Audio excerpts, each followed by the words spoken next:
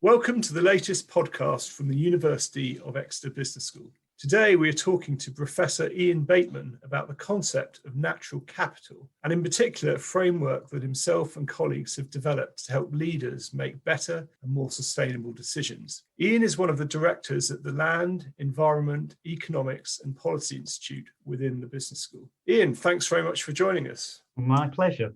First question, Ian, an obvious one for people listening. How would you define natural capital? Well, I'd start off by saying, in a way, don't get too worried about the actual terms. I've been doing this for about 30 years now, and the terminology has changed numerous times.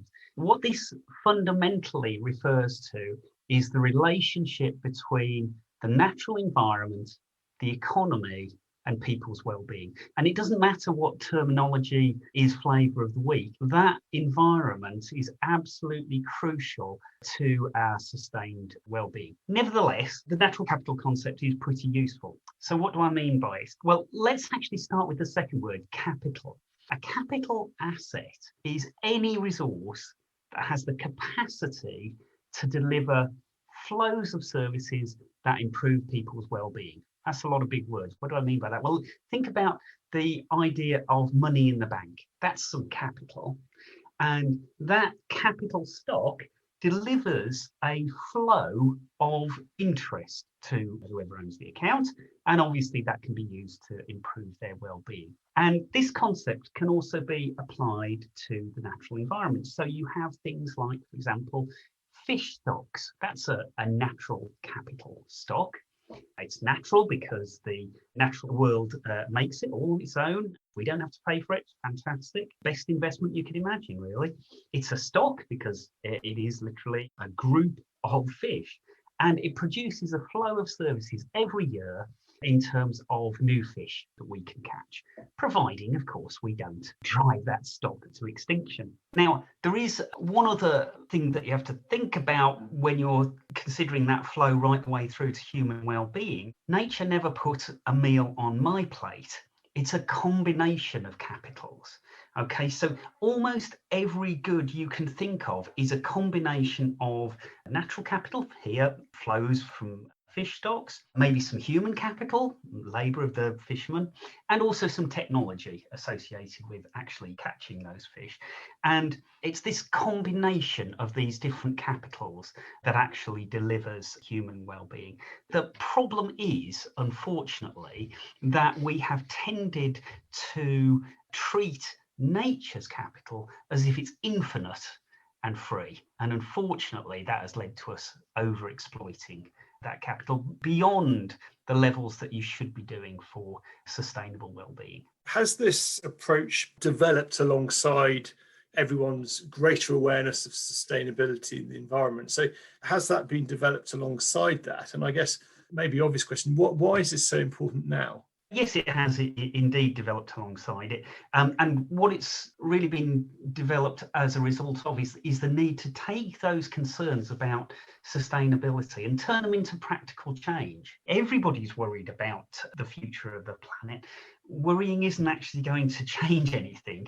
We actually need to get it into the decision-making process. And that is why it is so important. The ability for science of every type, so natural science, physical science, economic science, social science, that sort of stuff, to help inform policy and business decision making so that we bring the importance of the environment into those decisions is absolutely crucial. If we don't do this, then we are unfortunately heading for, at very best, a period of much lower well-being than is necessary. And what we're trying to do is avoid that, and of course avoid more sort of apocalyptic possibilities. What are the existing approaches to measuring natural capital, and what are some of the issues with that? Well, I want to start with a really fundamental issue which drives all this, and that is we are this one little planet. We have one external influence, which is the sun, bringing energy in, and that's it. The planet isn't getting any bigger, so we have limited resources. And this means that there will always be trade-offs. Whatever decisions we make have consequences for other decisions, both now and in the future. We can't do everything over here and everything over there. So there's always going to be trade-offs. So that's why we need to think about measuring natural capital. You can imagine when there was 6 million people in the entire world, you didn't really need to worry about this because natural capital was effectively infinite. Now it very, very definitely is not. We're heading towards 9-10 billion people on the planet. We are in a situation where we're driving certain resources, for example, climate resources, because that's a natural capital as well, actually to the edge of pretty fundamental change. So we need to do something about it. How do we do it? Well, the first thing is we need to measure, we need to quantify things. The problem is that all these different types of natural capital and the services they provide come in a myriad of natural units. So tons of carbon and micrograms per litre of water pollution, and number of visitors to recreational spots, that sort of stuff. The problem is those units are what's called non-commensurate. You can't compare them. How many tons of carbon is worth 100 visits to a site of landscape wonder? I don't know. You have to convert it into a common unit. What is that unit? You need a unit that's related to well-being, related to the change in life satisfaction, if you like, that people enjoy from it. Unfortunately, there is no perfect unit. There really isn't. So what economists have attempted to do is to see whether we can use money as just a measuring rod to try and work out what the true value, what the change in well-being of a change in provision of, for example, an improvement in water quality is compared to, say, a reduction in greenhouse gas emissions. Okay, so these are difficult things to compare against each other. What I would say is that the use of money units is the least worst approach. It's not a good approach. It's really not. There's loads of difficulties with doing this, but, and I think Churchill once said a similar thing about democracy, it's better than all the alternatives. And that is sadly the best we can do in justifying why we do this. It's better than all the alternatives. And the framework that you've been working on, so what are some of the advantages of the framework in terms of how to measure this natural capital? There's 3 big elements to it: sustainability, efficiency, and equity. So on sustainability, we can't allow decisions which will degrade natural capital stocks beyond sustainable levels. So allowing us to increase fishing effort to the point that we actually send fish extinct is not sustainable. Similarly with climate, using the natural environment as a receptacle for air pollution is not acceptable once you get to a level of climate change above, well, there's debate about it, 1.5, 2 degrees, that sort of stuff. So the first thing is that sustaining stocks. It's not an easy cut-off point. For example, using that climate analogy, going back to Stone Age levels of emissions and temperature would probably entail going back to Stone Age levels of health provision. So we have to be very careful about the trade-offs here. But going to sort of 3 degrees is similarly unacceptable in terms of the impact it would have. So that's sustainability. Second thing, efficiency. And the rules here are pretty clear. First of all, everything matters. Count everything. If you're going to make a change, count all the beneficial sides to it, count all of the cost sides to it. Doesn't matter if those costs and benefits have market prices on them or not. They all have to be counted.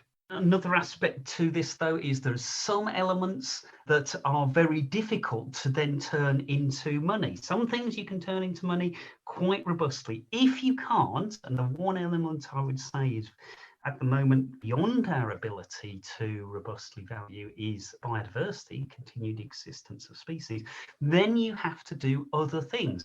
Fortunately, you can. You can impose constraints on decisions which say we're not going to allow decisions that send species extinct. Or something a bit more precautionary, we're going to enforce that every decision has to lead to a net gain in biodiversity. And a final element of this efficiency argument is consider alternatives. Don't just look at your pet investment, work out the benefits and costs, and because you found that benefits are bigger than costs, think that's the best thing. It might not be. There might be better alternatives. And the final element of this is equity.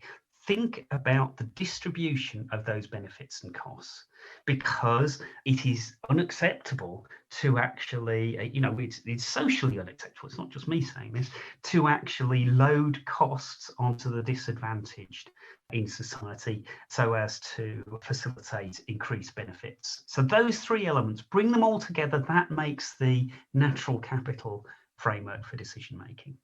So what are some of the implications of that then for particularly policymakers and government in terms of how they measure natural capital, but more importantly, how do they use that, or how should they use that in their decision making? Because obviously the decisions they make affect us all. Yeah, well, if they follow these rules, and I'm glad to say that increasingly governments are following this approach, we should be able to generate an economy which is truly sustainable in the real sense of the word. It can be sustained long term into the future, that makes better use of resources and that actually tries to address inequality in the world. One of the real basic things that people have to do in this is actually go out and measure.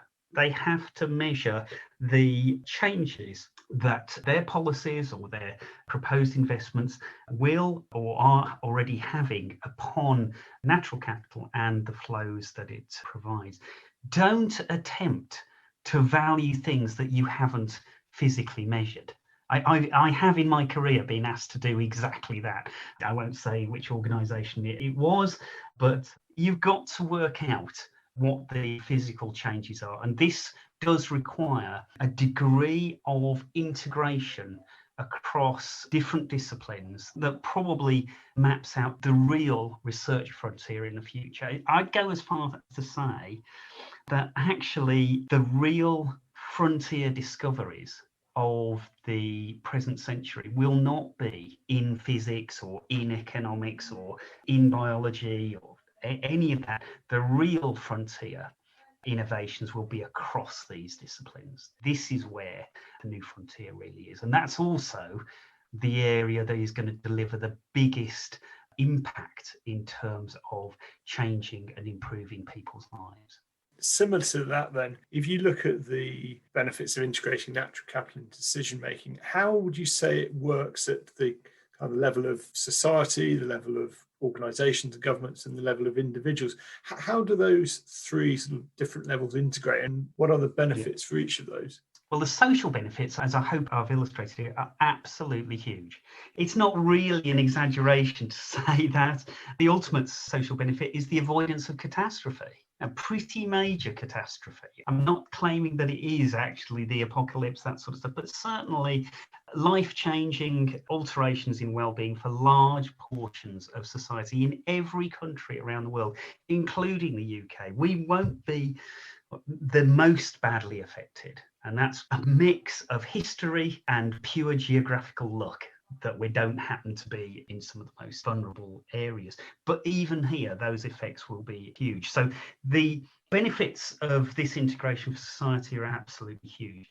Now, when you come down to the business and organisational level, that often, I think, is portrayed in a rather idealistic and unrealistic way.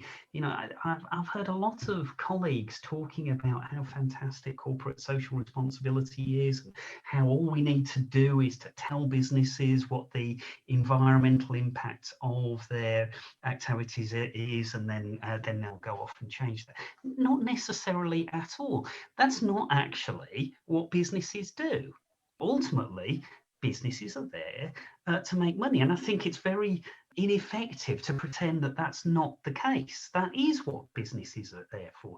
What you can do is identify for a sizable chunk of businesses how they could actually make more money out of a knowledge of how the natural environment works, a knowledge of the potential risks to their businesses of inaction and the benefits of action. So that, I think, is true, but we can't take the risk of delivering what is one of the most important changes to society in the future just on the basis that if we tell people they'll change what they do, some companies will still be better off carrying out degrading activities. What do we do about that? Well, we either let them get on with it, or, which I much prefer, we do have to go back to some pretty old-fashioned policy with regards to this, regulations, those sort of things. So it's got to be a mix, but it's got to be an eyes wide open mix where we say, we know that there are businesses out there that want to do the right thing.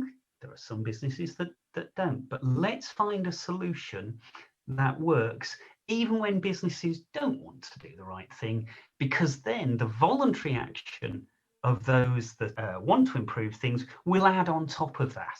And you can always see that with regard to individuals as well. There will be some individuals that will think, well, I'm better off not changing to renewable fuels or something like that, although I'm glad to say that's increasingly not true anymore.